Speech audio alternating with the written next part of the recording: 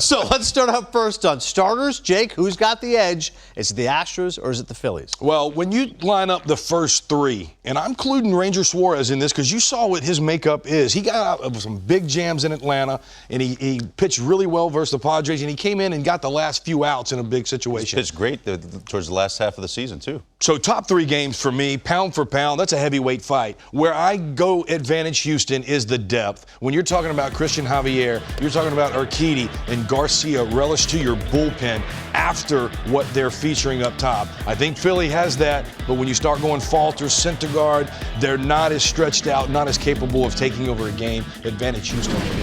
Yeah, no, I'm with you there as far as the starters, and especially when you start to get into the bullpen. We've talked about it last night.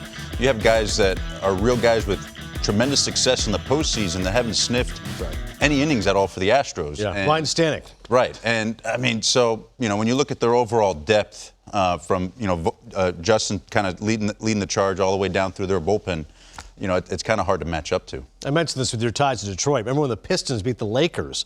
That was the Kobe Shaq team. They said full house beats a pair of aces. Kind of feels the same way here, right? That pair of aces, Nolan Wheeler, but that full house. And by the way, that pair of aces Houston has, Verlander and Frog are pretty good too. Well, it shouldn't. What we're talking about depth-wise shouldn't mean that much other than Game 4. And if a starter blunders and goes short, and you get into messing up your bullpen. But I promise you, the keys to success is all of these starters the first three starters on each side, they want them to go 5 to 6, even 7 innings to a good bullpen, both sides. But that Game 4, advantage Houston. Catcher, this one feels pretty straightforward. Martín Maldonado versus JT Realmuto. Realmuto on the Phillies. He's the best catcher in the game. That's not a knock against anybody. JT is. Yeah, hands down.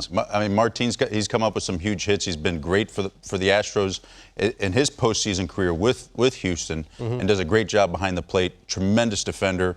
Gets some big hits, but JT's the best catcher in the game right now. First base, this one also feels pretty straightforward. Rhys Hoskins versus Yuli Gurriel. Who do you got? Yeah, Rhys Hoskins just hotter than anybody on the planet. Give me Rhys. They're going crazy in Philly when he steps in the box. They're going to do it again, Game 4, or excuse me, Game 3 when they get back.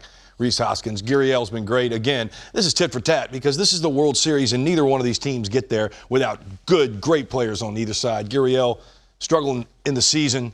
I'm going Rhys Hoskins. He's got the track record. That's right. With the Astros, but Rhys is, he's got some big home runs for the Phillies in this postseason. Like I said, he's kind of the hot hand right now as far as big home runs in big situations for him. And he would be my pick at this point. All right, this one could be intriguing. Second base, you got Gene the hit machine, Gene Segura against Jose Altuve. I would ordinarily think it's Altuve for sure, but he went 0 for 25 to begin the postseason, 3 for his last 7. Not exactly hitting like Ruth. A couple of those were blue pits. So maybe you can make a case for Segura. Had that huge game for the Phillies in the NLCS. What do you think? Well, Altuve's my guy here just because of the postseason success. He's going to come out of it. He's 3 for his last 7. I expect him to be right back to the Altuve we know in the World Series. He's just done this too many times.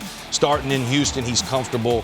Gene Segura, first time in, couple big hits. He's sparked, Philadelphia in a big way. Altuve in a close one. He's a really good Major League player, but Altuve, his track record in the postseason kind of speaks for itself. I mean, if my memory serves me correctly, he's got 23 homers in the postseason, which is second all time. Yeah. I mean, that's pretty darn good. He actually had, he said 12 seasons in his career. This was his best offensive season by WRC plus 164. So his slugging percentage. He was one of the best hitters in baseball that we never really talked about all season. Yeah, he was very under the radar, which is odd for Altuve. Shortstop, again, ALCS MVP, Jeremy Pena, or do you go with Bryson Stott?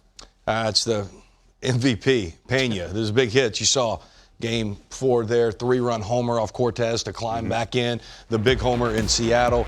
Bryson Stott's come a long way. He's not Jeremy Pena at this moment. Yeah, no, I'm with Jake there. I mean, Pena's kind of bursted onto the scene. Probably, the story for the Astros over the course of this season and postseason as far as coming in, filling the shoes that Correa left, leaving in free agency, and kind of, taking that mental, playing really good defense, getting some big key hits. And he's done a tremendous job, and it doesn't seem like any situation is too big for him either. Yeah, Dusty said he's like a veteran. He really says a rookie like a veteran. Pena batting .303, 3 doubles, 3 homers, 7 runs scored so far this postseason. Third baseman, this is interesting now. You got Alex Bregman had that big home run against the Yankees and Luis Severino in that Game 2, or you go with what do we got here? Alec Bohm. Yeah, I mean, I'm going with Bregman here, just based on track record, what he's been doing in the postseason. Bone's made tremendous strides over the course of the year, as far as his play at third base and the quality of at bats over the course of the postseason. But same thing like I was talking about Altuve.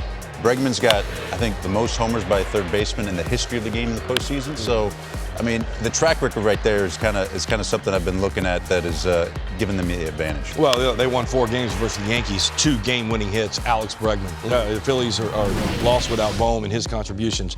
He's not Alex Bregman. All right, let's go left field next, Jake. How about Kyle Schwarber versus Trey Mancini? Mancini, coming over from the Orioles, obviously has been an impact player at Baltimore, really hasn't found his stride in Houston. Meantime, Schwarber. Yeah, Schwarber is my guy over there in Philadelphia, and I don't believe Philadelphia is in the situation they are without this guy. Give me Kyle Schwarber any day of the week, anywhere in the lineup. This guy just delivers professional quality at bats. Tough draw here for Mancini, Kyle Schwarber for me. Kyle's a force of nature. I'm with you there. And I mean, playing with him in Chicago and last year in Washington, one of the best teammates I've ever had. There's something to be said when you watch these games. We were talking about this a little bit earlier. There's something about him when he gets in the postseason. He's able to elevate his game a little bit. He's one of those glue guys, that kind of rallies the troops at the same time. And I mean, he's got something special about him in the postseason. All right, center fielder, Chas McCormick against Brandon Marsh. If it was most hair, it's Marshy. But if it's actually the player... The beard's got some powers. That's right. Tip of the hat. That beard and that hair, incredible what you got going, Brandon. I'm going to go McCormick just because of the big hits and the production that he brought. We saw Brandon Marsh a little bit overmatched with a high fastball. This guy right here got Garrett Cole fastballs and did damage. So when you got your 9-hitter playing defense the way he plays, I'll take McCormick in the close. Yeah, a couple homers in the championship series. He's done a good job at the bottom of that lineup for the Astros, kind of making up for some of the lack of production that we've seen from Altuve, early in this postseason. So I would give the edge slightly to McCormick there. All right, you guys are agreeing a lot here, so I'm hoping a little bit of dissension. It's better TV, okay? So how about this? In right field, you got Castellanos or Kyle Tucker? This was a tough one, but I went Castellanos here. Nice. And you give me the veteran track record guy, and I know Tucker's getting there and with the season he's had, but Castellanos, big contract, unbelievable in Cincinnati to get that big contract. We saw what you can do, pal. In the second half, hit .315 with runners in scoring position. Kyle Tucker at around .250, still good, but give me Nick Castellanos. He's been huge, part of the second half surge in Philadelphia. I'll take the veteran presence. But the numbers is not even close because you're going with Tucker here, Alex. Yeah, I'm going with Kyle just a little bit, just looking at his overall season and what he's been able to do. One of the most productive outfielders in baseball, not just from the offensive side, but an elite defender as well. I love Nick. He's got the ability to carry a team for sure. We went to the same high school. Nice. I saw him when he was, he came up in Detroit when he was a rookie. So I love Nick, but Tucker's starting to get to that next level of player for me. He's been huge in the absence of Michael Brantley, left-handed bat in that lineup to protect Jordan. Michael Tucker, incredible year. This might be about as good a heavyweight match as it gets a designated hitter. You got Jordan Alvarez against Bryce Harper. Well, when I thought about this, if we would have had this conversation in September, Jordan hot, Bryce Harper struggling to find it coming back. And so you're right. This is the two best left-handed hitters in the game. Yeah. Give me Bryce Harper. My goodness, it's just his moment. Philadelphia, it's your time to shine, Bryce, and it's been fun to watch, pal. Give me Bryce Harper. Jordan's becoming one of the most pure hitters in the game that we're seeing now.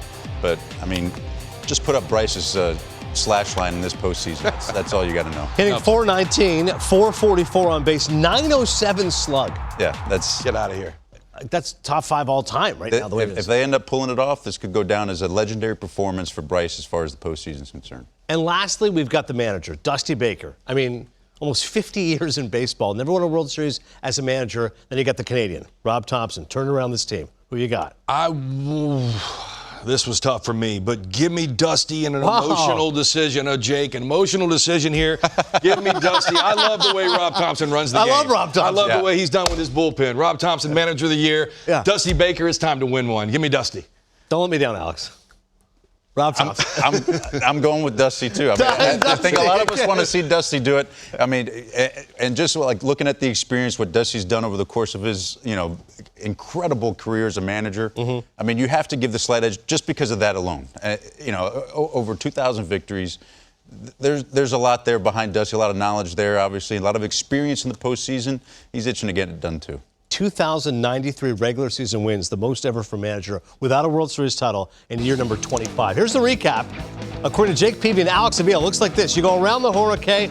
Definitely Houston has the advantage, but the Phillies getting some love there. Catcher, first base. This is such a coin flip. This is unbelievable. I know we're doing this because, we're comparing these teams and stuff like that, but the way the Phillies have been playing all year, and the Astros have the clear advantage for sure. Yes. They've been the favorite in this postseason, but the way the Phillies have been playing, what they've been doing, I mean, I was one of the only guys that had them beating the Braves. I mean, we were talking about that, they were just poised to make a run. And, so this should be a good series. Better matchup than I think people realize. They're ready and they're not scared. Yes.